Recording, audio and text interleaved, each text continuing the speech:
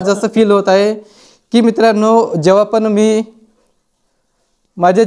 मी माझ्या लाईफ जर्नीमध्ये आणि एज्युकेशनल जर्नीमध्ये आजपर्यंत जे माझे वडील आहेत त्यांनी मला सपोर्ट केलेला आहे. म्हणजे मित्रांनो, मला तुमच्यासोबत एक गोष्ट शेअर करायची आहे की कारण की मित्रांनो, इमोशनल होत आहे मी. ही जी मोमेंट आहे ही माझ्यासाठी खूप इम्पॉर्टंट आहे.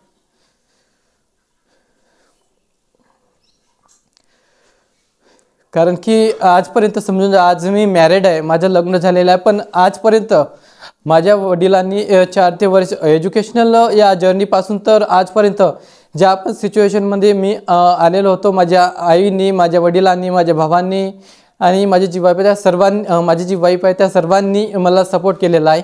तर मित्रांनो, तो एक गोष्ट अशी आहे की या UPSC जर्नीमध्ये मी UPSC एक्झामिनेशनचं प्रिपरेशन केलेलं आहे 3 ते 4 वर्ष. आणि त्या UPSC एक्झामिनेशनच्या प्रिपरेशनमध्ये माझ्या वडिलांनी, माझ्या आईने, म्हणजे माझ्या परिवारातील सर्व मेंबरनी मला सपोर्ट केला होता.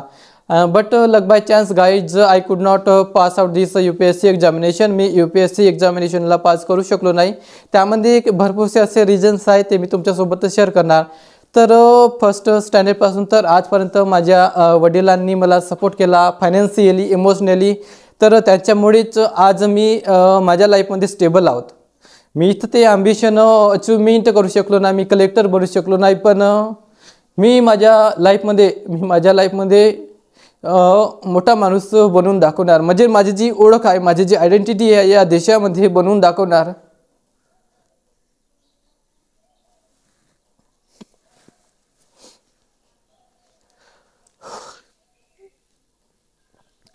आणि दुसरी गोष्ट म्हणजे नसे आहे मित्रांनो की मला तर असं कोणाच्या अंडरमध्ये जॉब करणं किंवा नोकरी करणं आवडत नाही. कारण की माझ्याजवळ जी स्टॅबिलिटी आहे, माझ्याजवळ जो टॅलेंट आहे, स्किल आहे, त्या स्किलप्रमाणे मला माझ्या देशातील लोकांसाठी आणि माझ्या देशासाठी काम करायचं आहे. त्यामुळे मला असं स्टेबल वर्क करणं आवडत नाही. रेग्युलर जाणं, अपडाऊन करणं हे मला आवडत नाही. त्यामुळे मी आज माझ्या वडिलांसमोर माझी जी गोष्ट, माझी जी पेशन आहे ते शेअर केली.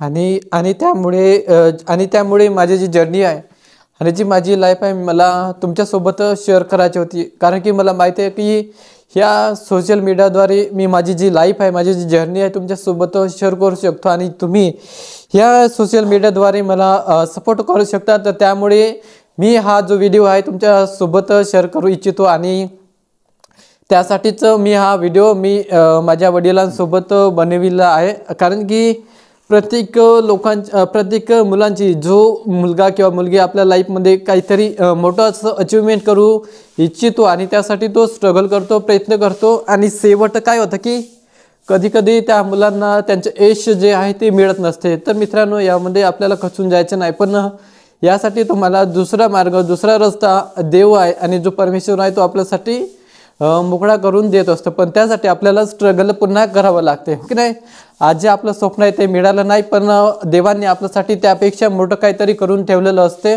आपल्याला ते माहीत नसतं आणि आपण त्याबद्दल विचार करत नसतो. कारण की मित्र, समाजाने आणि आपल्या एज्युकेशनल फील्डने आपल्याला फक्त एकच गोष्ट शिकवलेली आहे की तुम्ही फक्त हायली एज्युकेटेड व्हा, हायली क्वालिफाय व्हा, शिक्षण घ्या, उच्च शिक्षण घ्या आणि त्यानंतर फक्त तुम्ही नोकरीचं करा आणि नोकरीचं करा. या व्यतिरिक्त तुम्ही दुसरं काही करू नका. कारण की हीच गोष्ट आणि हीच एक स्किल आपल्या समाजाने आपल्याला शिकवली आणि त्यामुळेच आपण फक्त त्याच रस्त्याने, त्याच मार्गाने जात असतो आणि आपल्यामध्ये जे स्किल असते त्या स्किलप्रमाणे आपण मोठं काही असं काम करू शकत नाही. कारण की समाजाने आपल्याला याच सिस्टममध्ये अटकवलेलं आहे. तर मित्रांनो, त्यासाठी मी माझा डिफरंट रस्ता शोधून काढला आणि डिफरंट वेने मला सुद्धा या डायरेक्शनने जायचं आहे.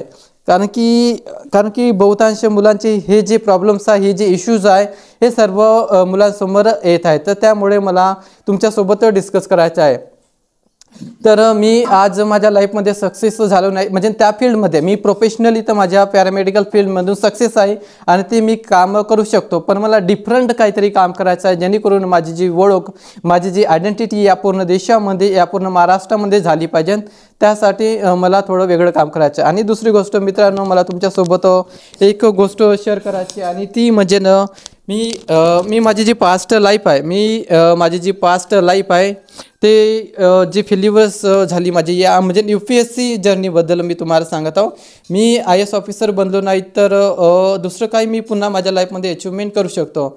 तर मी माझ्या आईवडिलांचं स्वप्न पूर्ण केलेलं नाही. म्हणजे मी माझ्या आईवडिलांना, माझ्या परिवाराला एक स्वप्न दाखवलं होतं की मला IAS ऑफिसर बनायचं आहे, कलेक्टर बनायचं आहे, पण मी ते बाय चान्स बनू शकलो नाही. पण जर समजून जा, पुन्हा माझं जे नॉलेज आहे ते पुन्हा मी इन्क्रीज करणार, आणि त्यानंतर मी पुन्हा ट्राय करणार की UPSC एक्झामिनेशन मी माझ्या लाईफमध्ये पुन्हा देणार. पण सध्या आता मला थोडा डिफरंट वेने काम करायचं आहे, कारण की आता मला माझी जी फायनान्शियल स्टॅबिलिटी आहे किंवा माझी जी फायनान्शियल कंडिशन आहे ती मला स्टेबल करायची आहे, कारण की मी माझ्या घरचा मोठा व्यक्ती आहे आणि त्यामुळे मला हे सर्व करावं लागेल. आणि कारण की आता माझी जी फायनान्शियल सिच्युएशन आहे थोडी डाऊन झालेली आहे, कारण की मी आतापर्यंत जॉब केलेला नाही, तर त्यामुळे माझ्या परिवाराने मला सपोर्ट केला आणि त्यामुळे आज मला त्यांना सपोर्ट करायचा आहे. तर थोडीफार इन्फॉर्मेशन मी माझ्या वडिलांना विचारतो माझ्याबद्दल, आणि ते सुद्धा तुम्हाला थोड्या शॉर्ट शब्दामध्ये तुमच्यासोबत डिस्कस करणार. तर असं माझ्या वडिलांना एक असा प्रश्न आहे की मी माझ्या लाईफमध्ये या UPSC जर्नीमध्ये पास होऊ शकलो नाही, तर याबद्दल माझे वडील मला सपोर्ट करत आहे. तर त्याबद्दल मी त्यांना विचारतो, कारण की प्रत्येक आईवडिलांचं एक स्वप्न असते की आपला मुलगा शिकून काहीतरी मोठी नोकरी केली पाहिजे, छोटी नोकरी केली पाहिजे आणि आपल्या फॅमिलीला सपोर्ट केला पाहिजे. तर बाबाजींना माझा एक असा प्रश्न आहे, कारण की हे सर्व ह्या सर्व वडिलांसाठी प्रश्न आहे आणि सर्व मुलांकडून हा प्रश्न आहे. तर मी माझ्या लाईफमध्ये सक्सेस न झालो, तर याबद्दल तुम्ही आपल्या देशातील, आपल्या महाराष्ट्रातील वडिलांना काय सांगू इच्छिता? त्यांचे जे मुलगा, माझ्यासारखे असे भरपूरशा मुलांचा प्रश्न आहे आणि त्यांच्यामुळेच ते बहुतांश मुलं सुसाईड किंवा आत्महत्या या डायरेक्शनने जात असते. तर त्या मुलांना तुम्ही काय सांगू इच्छिता, किंवा त्यांच्या आईवडिलांना तुम्ही काय सांगू इच्छिता? जर त्यांचा मुलगा या UPSC, MPSC किंवा अदर फील्डमधून सक्सेस झाला नसेल आणि त्यांना भरपूरसे असे प्रश्न असेल समाजांचे किंवा आपल्या परिवारातील, तर त्या सर्व वडिलांना आणि त्या सर्व मुलांना तुम्ही काय सांगाल, अशी मी तुमच्यासमोर असा प्रश्न करत आहे. ओके, तर तुम्ही माझ्या वडिलांचं सोल्युशन ऐकून घ्या. माझ्या वडिलांचा जो सोल्युशन आहे या प्रश्नावरती ते तुम्ही ऐकून घ्या. ओके, तर मला वाटते की बाबाजी तुम्ही सर्व लोकांना सांगा.